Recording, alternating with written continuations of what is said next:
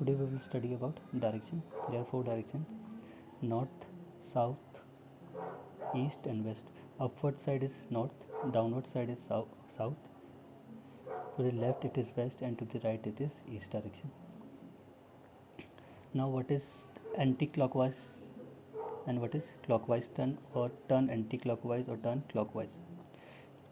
When you move from left to right, this turn is known as clockwise, as the usual clock moves.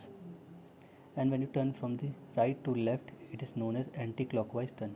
ठीक है, जब आप right left से right move करते हो तो उसे बोलते हैं क्लॉकवाइज टर्न. जैसे हमारी क्लॉक की जो नीडल्स मूव करती क्या करती है, वो लेफ्ट से राइट मूव करती है, ऐसे यहाँ से यूँ ऐसे चलती नीडल. ठीक है, और जब आप लेफ्ट राइट से लेफ्ट टर्न करते हो उसे बोलते हैं हम एंटी क्लॉकवाइज. ठीक है, फोर डायरेक्शन आपको पता ही है: नॉर्थ, साउथ, ईस्ट, वेस्ट. ठीक है, जो अपवर्ड है, जो ऊपर होता है उसे नॉर्थ बोलते हैं, जो नीचे है साउथ, जो राइट में ईस्ट और जो लेफ्ट में वेस्ट. ठीक है, ठीक है. ये क्या आपका जो इनके दो डायरेक्शन के बीच में जो ये स्पेस है कितने का एंगल बनाती है? 90. ये भी दो के बीच में कितने का? 90. ये भी कितना? 90. ये भी 90. ठीक है, अब इनका डायरेक्शन का यूज़ करके हम अभी कुछ एक्सरसाइज नेक्स्ट एक्सरसाइज को हम सॉल्व करेंगे. ठीक है, डायरेक्शन में बेस्ड है और कितने टर्न लेती है, कैसे लेती है, एंटी क्लॉक लेती है, कितने रेवोल्यूशन होता है. रेवोल्यूशन क्या होता है? रेवोल्यूशन होता है ये पूरा यहाँ से स्टार्ट कर, अगर यहाँ से स्टार्ट करो और ये पूरा कंप्लीट करके वापस यहाँ पहुँच जाए तो इसे बोलते हैं कंप्लीट रेवोल्यूशन. मीन्स एक पूरा चक्कर.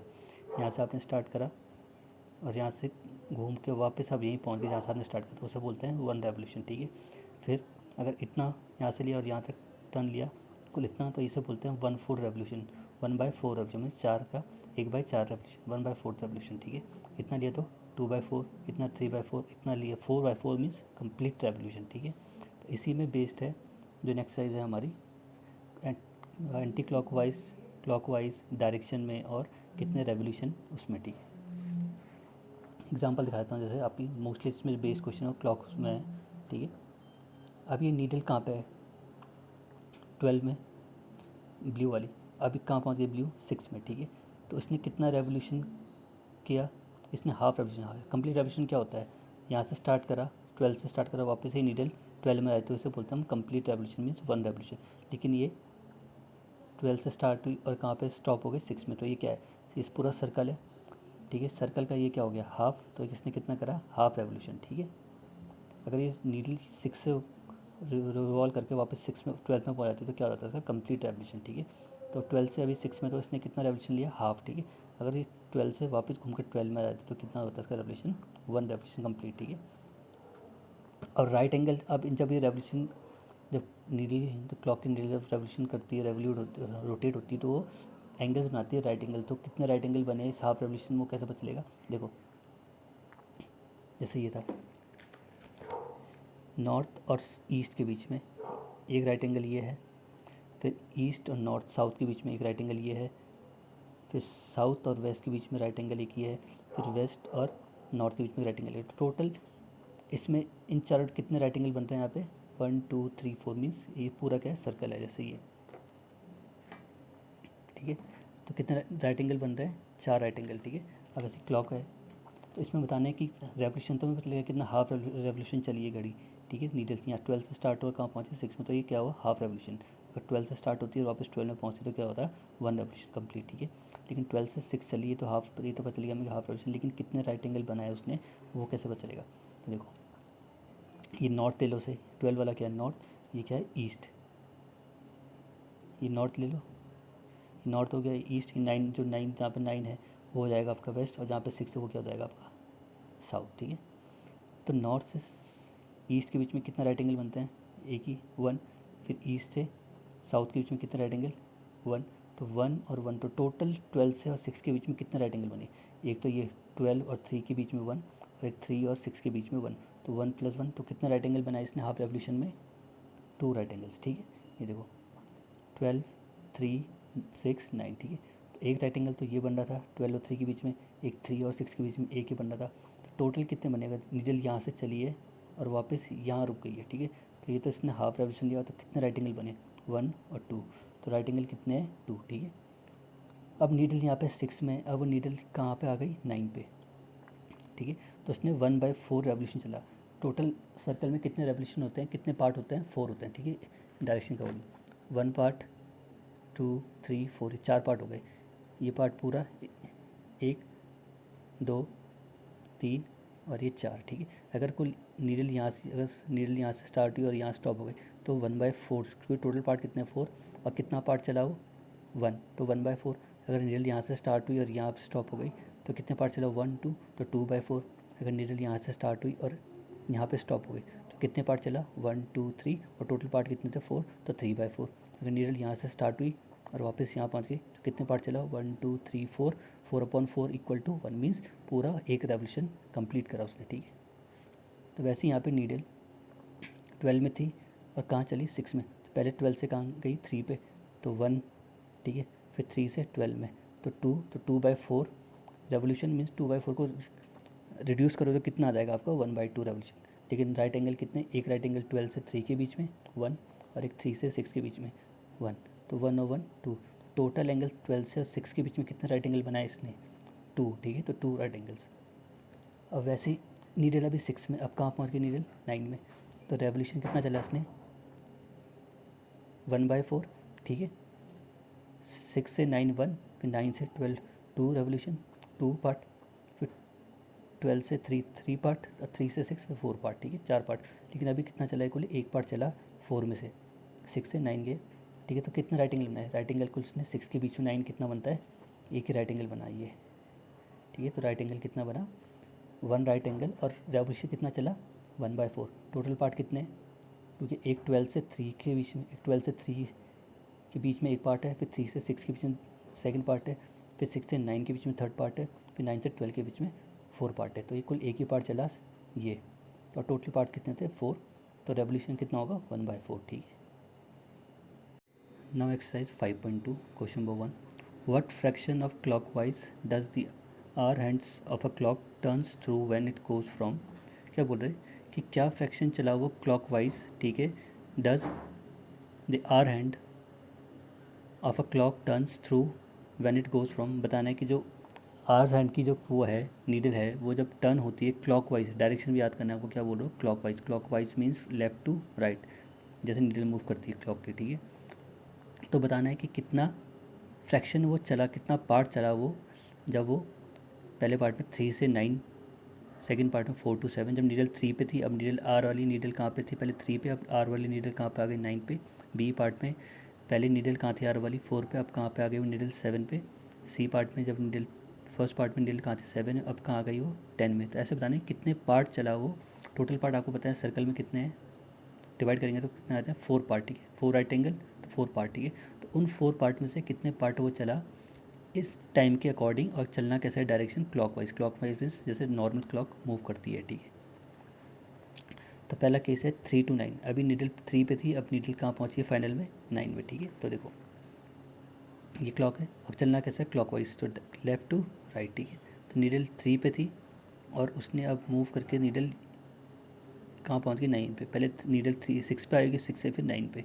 तो कितना पार्ट चला, देखो एक सर्कल में कितना बताता है 4 पार्ट होता है, तो 1 पार्ट तो ये हो गया, ठीक है। 3 से 6 के बीच में 1 पार्ट, फिर 6 से 9 के बीच में 2 पार्ट, तो 2 पार्ट्स मीन्स 2/4, 2/4 को रिड्यूस करोगे तो कितना आएगा 1/2 मीन्स 3 से और 9 के बीच में चला है हाफ रेवोल्यूशन, क्योंकि देखो ये सर्कल को ही डिवाइड कर दो तो आधा पार्ट नीचे हो गया और हाफ पार्ट क्या है ऊपर है, तो ये कितना पार्ट चला है अभी हाफ पार्ट, ठीक है। तो हाफ रेवोल्यूशन 3 से, जब नीडल 3 पे थी अब 9 पे पहुँच गई तो कितना रेवोल्यूशन, कितना पार्ट चला है वो सर्कल का 1/2। अब 2/4 ही आएगा, वैसे 2/4 को रिड्यूस करके कितना आएगा वापस वो 1/2, तो कितने पार्ट चला है वो 1/2, ठीक है। और कितने राइट एंगल बनाए हैं वो देखो, एक राइट एंगल 3 से 6 के बीच में 1 और एक 6 के 9 के बीच में 2, तो टोटल राइट एंगल कितने 1 और 1 2, तो 2 राइट एंगल, हाफ पार्ट चला है वो, और कितने राइट एंगल बनाए हैं 2, ठीक है। चलना कहाँ है क्लॉकवाइज, एंटी क्लॉकवाइज ऐसे नहीं चलना, अभी ने बोला कि you have to move clockwise.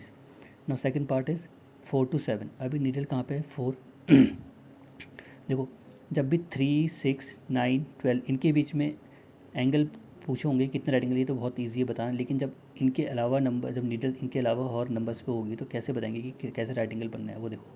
अभी नीडल कहाँ है 4, अब कहाँ पहुँच गई 7 पे, तो 4 से कहाँ है 4 पे थी, अब नीडल कहाँ पहुँच गई 7, तो कैसे पता चलेगा कि राइट एंगल बन रहा है नहीं बना, देखना है कैसे पता नहीं राइट एंगल। तो देखो तो कितने पार्ट चला, टोटल पार्ट सर्कल में कितने होते हैं, 4 पार्ट्स होते हैं, चला कितना है, एक ही पार्ट 4 से 6 में, तो ये सर्कल का एक पार्ट हुआ, ठीक है। तो एक पार्ट हुआ, 1/, टोटल पार्ट 4, और कितना पार्ट मूव करा, 1, तो 1/4 पार्ट हो गया। और राइट एंगल कैसे बना, देखो 4 है तो 6, 5 को स्किप करके 7 पे आ रहा है, तो ये राइट, ये क्या है, ये एल की शेप में बनना ना, ये जो लाइन आ रही है क्या एल है, तो एल जितनी भी अल्फ़ाबेट जो भी चीज़ एल की शेप में होती है वो सारे क्या बनते हैं, राइट एंगल बनाते हैं, ठीक है। तो ये एल है, तो ये भी क्या है, राइट एंगल। तो कितना राइट एंगल बना कुल, 4 और 7 के बीच में कुल एक राइट एंगल, ठीक है। और कितना पार्ट चला, 1 पार्ट, क्योंकि टोटल पार्ट सर्कल में कितने होते हैं, 4, तो कितना पार्ट चला, 4 से 7 के बीच में कुल एक ही पार्ट तो है ये, ठीक है। तो 1 पार्ट, 1/4 पार्ट, और राइट एंगल कितना है, एक ही, ठीक है। सी पार्ट में था 7 पे नीडल है, अब कहाँ पहुँच गई, 10 पे, तो 7 में नीडल थी, अब कहाँ पहुँच गई, 10 में। तो कितना पार्ट चला भाई, 7 से एक ही पार्ट चला, ये 7 में थी, और कहाँ पहुँच गई अब नीडल। टोटल पार्ट कितने होते हैं, 4, और कितना पार्ट दिख रहा है, कुल एक ही पार्ट चला है, ये एल शेप है ना, 90 बना रहा है, ये भी क्या बना रहा है, 90। तो ये कितना पार्ट चला है, 1 पार्ट चला है, टोटल पार्ट कितने होते हैं, 4, तो 1/4 पार्ट और 90, तो कितना राइट एंगल, कुल एक ही राइट एंगल बन रहा है, ये देखो, ये एल शेप में ये राइट एंगल कितना बन रहा है, कुल ये, ठीक है। डी पार्ट में अब नीडल कहाँ है, 12 में, और कहाँ पहुँच गई, 9 में। अब देखो इसके, तो 12 पे थी नीडल, और कहाँ पहुँच गई, 9 पे, ये ब्लू वाली नीडल यहाँ से रोटेट हुई और फिर कहाँ पहुँच गई, रिवॉल्व होकर यहाँ 9 पे, ठीक है। तो कितने पार्ट चला, नीडल यहाँ से स्टार्ट हुई और यहाँ स्टॉप हो गई, तो एक पार्ट, 1 पार्ट ये हो गया, सेकंड पार्ट ये हो गया, थर्ड पार्ट ये हो गया, तो कितने पार्ट चला, 3।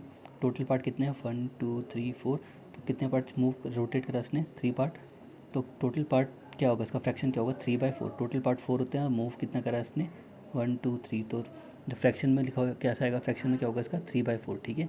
4 पार्ट में से कितना मूव करा इसने, 3, तो फ्रैक्शन में 3/4, और कितने राइट एंगल बनाए, एक 12 से 3 के बीच में एक राइट एंगल, एक 3 से 6 के बीच में राइट एंगल, और एक 6 से 9 के बीच में राइट एंगल। तो 1 2 3, तो कितने राइट एंगल बने, 3 राइट एंगल। अब कितना पार्ट चला, 3/4, ठीक है।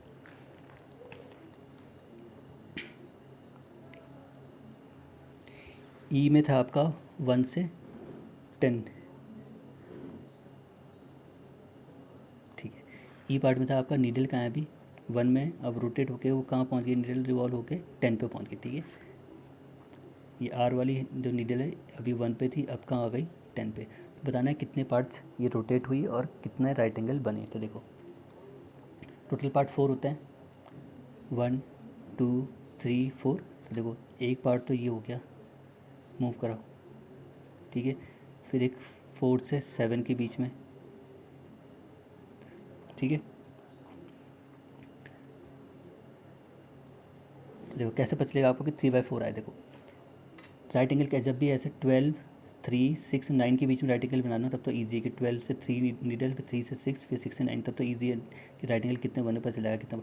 लेकिन अब जैसे ये है 1 से 10, तो कैसे पता चलेगा कि कैसे कितने राइट एंगल बन रहे हैं और कितने पार्ट चला, देखो तो कुछ नहीं करना है। जब नीडल 1 पे हो तो 2 स्किप करके, 1 के बाद कितने नंबर हैं, 2 3, इनको स्किप, 1 कोई भी नंबर हो उसके 2 नंबर स्किप करना है, जो थर्ड नंबर आएगा वहाँ पे एक राइट एंगल बनेगा, ठीक है, याद रखना। तो 1 है, 2 और 3 स्किप करो, नीडल कहाँ आएगी, 4 पे, तो जो पहला राइट एंगल बनेगा वो 1 और 4 के बीच में बनेगा, ठीक है, 4। अब 4 के बाद नीडल यहाँ पहुँची, अब 4 के बाद 2 नंबर स्किप करो, जो अब थर्ड नंबर पे जब नीडल आएगी वहाँ पे राइट एंगल बनेगा। तो 4 के बाद 2 नंबर कौन से हैं, 5 और 6, इनको स्किप करो। अब नीडल कहाँ पे आई, 7 पे, तो दूसरा राइट एंगल कहाँ बनेगा, 7 पे, ठीक है। अब 7 के बाद 2 नंबर स्किप करो, तो 7 के 2 नंबर क्या हैं, 8 और 9, स्किप करके नीडल कहाँ पे आएगी अब, 10 पे, तो तीसरा राइट एंगल कहाँ बनेगा, 10 पे, ठीक है। तो यही पार्ट हो गया। तो 1 और 4 के बीच में ये क्या, एक पार्ट ये हो गया, फिर 4 और 7 के बीच में सेकंड पार्ट ये हो गया, और 7 और 9 के बीच, 10 के बीच में थर्ड पार्ट ये हो गया, ठीक है। टोटल पार्ट कितने होते हैं, 4। तो कितने पार्ट मूव करा उसने, नीडल ने, 1 2 3, तो टोटल पार्ट 4 और मूव कितना करा, 3, तो 3/4 पार्ट। और टोटल राइट एंगल कितने बने भाई, एक 1 से 4 के बीच में राइट एंगल बना, फिर एक 4 से 7 के बीच में राइट एंगल बना, और एक 7 से 10 के बीच में राइट एंगल बना। तो 1 2 3, तो कितना राइट एंगल बने, 3, ठीक है।